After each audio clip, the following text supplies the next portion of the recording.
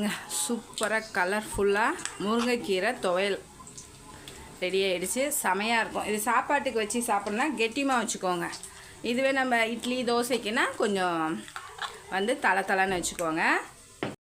இப்போ 2 ஸ்பூன் உளுத்தம்பருப்பு, வெறும் உளுத்தம்பருப்பு மொட்டை போட்டுக்கோங்க. டேஸ்ட் நல்லாயிருக்கும். ஓகேவா? ஒரு 5 பல் பூண்டு போட்டுக்கோங்க. காரத்துக்கு தேவையான காஞ்ச மிளகாய் போட்டுக்கோங்க.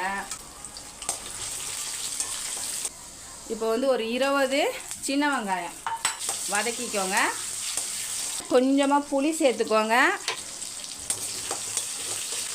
இப்போ அரைக்கும் போது உப்பு சேர்த்துக்கலாம். இப்போ முருங்கீரையை சேர்த்து ஆஃப் பண்ணிவிடுங்க.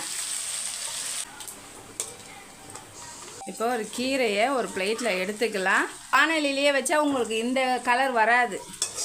அப்படியே ஒரு 3 ஸ்பூன் தேங்காய் துருவல் சேர்த்துக்கோங்க. உப்பு சேர்த்து இப்போ அரைச்சிக்கலாம். ஓகேவா?